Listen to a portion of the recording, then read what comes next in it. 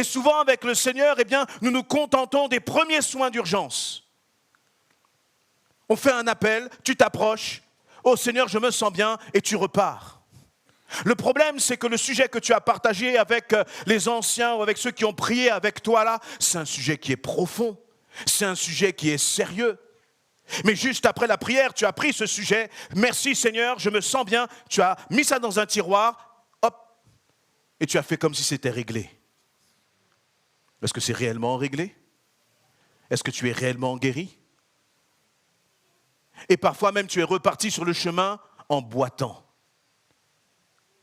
Mais vous savez, ce Samaritain, il nous est dit qu'il s'approcha donc de cet homme, il a pris soin de lui avec de l'huile, du vin, il l'a recouvert de pansements, puis il l'a chargé sur sa propre mule. Et il l'a emmené dans une auberge. Et là, il l'a soigné encore de son mieux. Et il a été jusqu'au bout, jusqu'à laisser de l'argent à l'aubergiste, jusqu'à temps que cet homme soit restauré, soit pleinement guéri. Et c'est ce que le Seigneur veut faire avec toi. Il te dit, je t'ai appelé un jour, tu es venu à moi. Le problème, c'est que le travail a commencé. Tu as commencé à laisser le Saint-Esprit travailler en toi.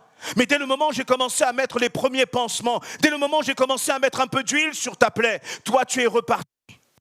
Tu ne m'as pas laissé terminer ce que j'avais commencé dans ton cœur, te dit le Seigneur.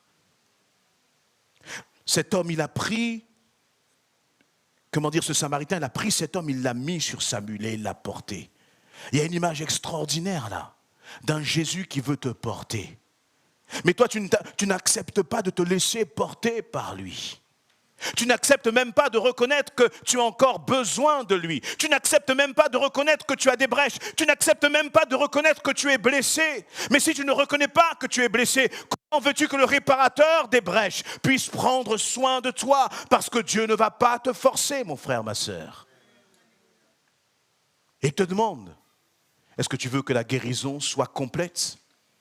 Ou est-ce que tu veux être comme une sorte d'homme qui a commencé à être guéri et restauré et tu vas traîner ta patte tout le long du chemin pour essayer d'aller jusqu'à l'auberge? Alors que moi, je veux le faire dans ta vie. Alors que moi, je veux prendre soin de toi, te dit le Seigneur. Vous imaginez si cet homme avait dit au Samaritain, écoute, tu m'as mis un pansement, tu as mis un peu d'huile, c'est bon, on va s'arrêter là.